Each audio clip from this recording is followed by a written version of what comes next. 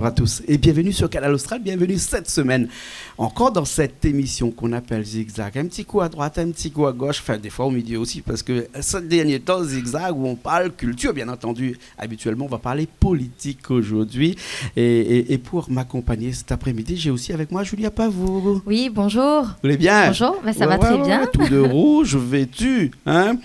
Et de rose. Et de rose aussi, et de rose après. Ah oui, mais parce qu'aujourd'hui on va parler politique, mais on parle de femmes politiques aussi. Oui, avec on n'a que des grandes dames, hein, et on a aussi aujourd'hui avec nous une grande dame qui Madame représente... Citouze Céline. Tout à fait. Exactement, bonjour. Bonjour. En tout cas, merci de nous avoir fait le plaisir d'être avec nous ici à Bassin-Labo, Canal Austral. Merci à vous de nous inviter, de donner l'occasion effectivement de nous exprimer en tant que politique, en tant que femme politique.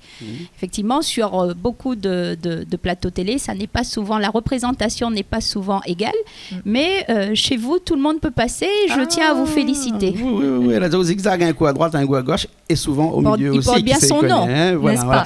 Alors, il faut rappeler que vous êtes dans le canton, le 23e canton, 23e canton, et sur Sainte-Marie, hein, et que vous êtes généralement divisé à gauche. Hein? Exactement. Et avec à la tête quelqu'un que Julie connaît, qui s'appelle Huguette Bello, n'est-ce pas?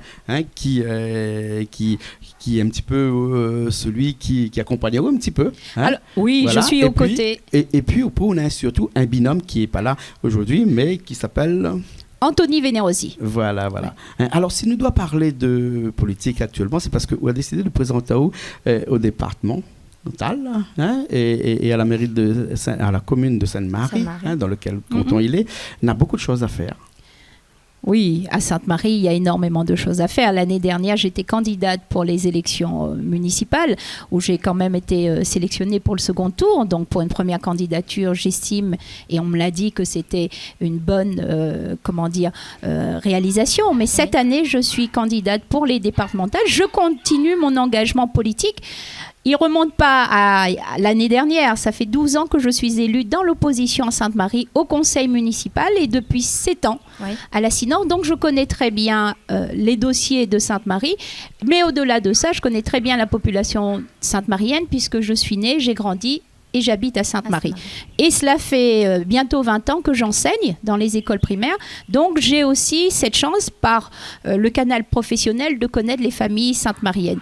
Donc, mon engagement, il est aussi beaucoup lié à l'attachement que j'ai pour ma ville. Alors, cette année, pour le mois de juin, je suis candidate pour les élections départementales sur le canton de Sainte-Marie avec monsieur Anthony Venerosi, qui, lui, est de Beaumont et travaille à EDF. Mais...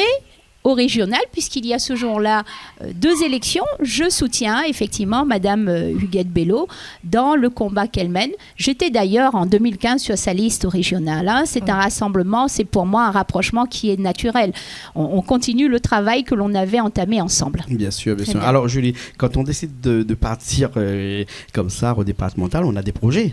Ah ben bien sûr, et Madame Citou justement, elle m'a exposé le programme qui est en vue. Donc ce programme contient plusieurs branches, notamment l'éducation, le milieu social et bien sûr le développement de l'agriculture, etc. Donc si on en parlait un petit peu... Tous une compétence du département, bien entendu. Oui, là nous sommes sur les compétences du département. Tout à fait. Nous avons voulu, et notre programme sort version papier d'ici une quinzaine de jours, faire en sorte que notre programme soit bâti autour de 2 axes. Pourquoi 2 axes ? On est dans une situation inédite avec la crise sanitaire. Donc il nous faut tout faire. Parce que qu'on veuille ou non, cette situation va durer encore quelques années. N'est-ce pas ? Il faut être lucide. Oui. Donc, il faut protéger les entreprises, protéger les associations, pour faire en sorte que les entreprises tiennent le coup, ne licencient pas leurs employés, parce que lorsque les employés sont licenciés, eh bien, ce sont des familles qui se retrouvent dans la pauvreté, dans la précarité. Donc, on a tout ce volet de soutien aux entreprises, mais également aux associations, parce que les associations assurent tout un travail dans les différents quartiers que l'État n'effectue plus, mais qui est essentiel. Mais elles ont besoin aussi de cela. À côté de cela, vous avez tout ce qui est la justice sociale, c'est-à-dire tout ce qui concerne les familles, l'agriculture, bien sûr. Nous avons un gros volet au niveau départemental en termes d'agriculture. Lors du premier confinement, du confinement, du seul confinement qu'il y a eu à La Réunion, fort heureusement pour nous, on a rencontré des difficultés d'approvisionnement. Tout à fait. Alors que nous avons des terres, que nous avons des personnes qui veulent s'engager dans l'agriculture, mais nous avons aussi un souci, c'est que nous manquons d'eau. Nous n'avons pas réalisé les équipements nécessaires pour faire en sorte que les agriculteurs aient de l'eau suffisante pour irriguer leurs champs, mais également, la première des choses, nous n'avons pas fait en sorte que les familles aient de l'eau potable de qualité à leur robinet. Juste rappeler que c'est aussi une compétence du département. C'est aussi une compétence du département, c'est pour ça que je lis l'agriculture et l'eau. Si on veut développer l'agriculture, la première des choses, c'est qu'il faut avoir de l'eau. Vous avez encore d'autres champs de compétences que sont la culture et le sport, mais également un domaine dans lequel, que ce soit la région ou le département, doivent énormément investir, c'est la santé.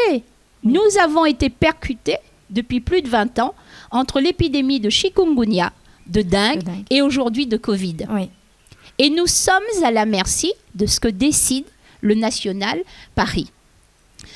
Il le faut aussi, puisque nous sommes citoyens français.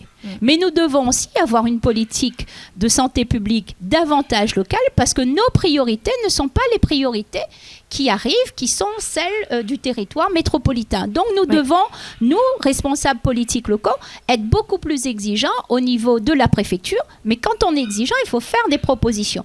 Le tout, c'est quoi ? C'est qu'il faut préserver, protéger la population réunionnaise. Et c'est là le deuxième axe de notre programme, protéger la population réunionnaise au niveau de sa santé, mais faire en sorte aussi qu'au niveau éducation, nos jeunes soient préparés comme il le faut pour faire face à ce développement économique que l'on souhaite, de demain notamment. Parce qu'il est hors de question de développer des secteurs d'activité à La Réunion, mais que ce ne soient pas les Réunionnais qui endossent ces postes-là. Vous avez des familles, énormément de familles qui font des sacrifices énormes pour envoyer leurs enfants en métropole, en France hexagonale, on va dire, ou ailleurs. Moi-même, j'ai été une étudiante Erasmus à Bristol, à l'université en Angleterre. Nos parents ont fait des efforts considérables. Qu'est-ce qu'ils attendent ? Eh bien, que leurs enfants puissent rentrer et faire en sorte qu'ils prennent en charge les destinées de notre île. Et c'est pour ça qu'il y ait une préférence régionale qui soit mise en place réellement et non pas qu'avec des mots, parce qu'on entend souvent parler de malheureusement, c'est le cas régionale aujourd'hui, mais on voit bien qu'il y a encore énormément de personnes qui arrivent ici à La Réunion, qui sont issues de la métropole et qui arrivent ici avec des postes qui sont des postes que peuvent prendre n'importe quel Réunionnais ici. Ils sont capables, les Réunionnais. D'où la nécessité d'avoir à compétences requises, non pas égales. Et c'est là où on nous piège. On nous dit à compétences égales. Eh bien, si vous avez quelqu'un de l'extérieur qui a un bac plus 10 et que vous avez d'autres personnes qui postulent qui n'ont pas bac plus 10, eh bien ces autres personnes ne sont pas des candidats qui sont retenus. Mais lorsque vous dites à compétences requises pour le poste, effectivement, si la compétence requise c'est bac plus 3, bac plus 5, nous n'avons pas besoin d'un bac plus 10. Il faut qu'on soit vigilant parce que les mots sont très importants. Moi, je suis très attachée au créole. Très attachée au créole. On a tellement parlé de cette préférence égale qu'aujourd'hui, c'est entré dans les biens. Ce qu'on va faire, c'est qu'on va faire juste une petite coupure parce qu'il y a Richard qui me dit qu'on a dépassé les minutes prévues avec une chanson qui vous tient à cœur. Ah oui, moi c'est vrai que au tes grand-mère de où ça nous ça va, ça a souvent fait couler mes larmes, tout simplement parce que c'est tellement vrai par rapport à ce qu'on connaît avec nos grands-parents. Nous avons cette chance à La Réunion d'avoir nos grands-parents. Moi, je suis très heureuse que mon fils lui-même voit ses grands-parents très très régulièrement. C'est une chance pour eux, mais c'est aussi un enrichissement pour lui. Et je pense que c'est une chanson qui nous parle à nous, beaucoup de Réunionnais. On va regarder ça tout de suite, Julien. C'est parti. Après, on revient après. Hein. Oui. Allez, c'est parti. Quand il regarde l'horizon, quand on dit les couleurs flamboyantes, à midi que Noël il s'est arrivé, zot tout de suite derrière, et nous a commencé l'année, en l'absence de notre mémère. Aujourd'hui moi va crier, et pas nos yeux pleins. Quand t'es réfléchi longtemps, me t'es dit dans ton tête souvenir, la peau remonte courant. il laisse la porte hier ouverte. En cas si un jour ouvert à tourner, mes mots qui les notes, mes mères, ils chantent encore pour moi. Petit frère fané, oh ta petit frère, grand-mère, là, fini aller.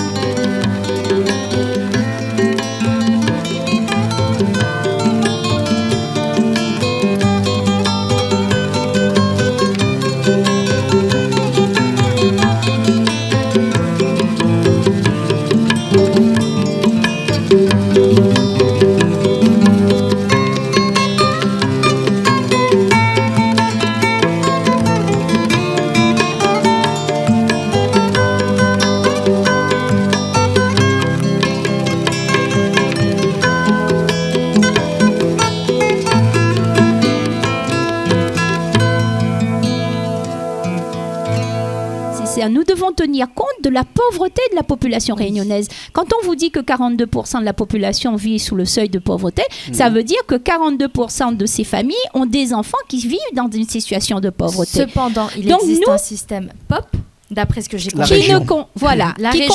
Qui concerne les lycées. Donc nous souhaitons mettre en place dans notre programme un plan tablette pour tous au niveau du collège pour justement anticiper ces problèmes qui vont arriver. Nous sommes dans l'ère numérique. Et c'est totalement normal. C'est totalement normal. Nous devons anticiper parce que l'avenir, on va bien traverser à un moment ou à un autre cette crise. Oui. Donc nous devons faire en sorte que nos enfants restent compétitifs, soient compétitifs. Le monde est difficile, le monde actif.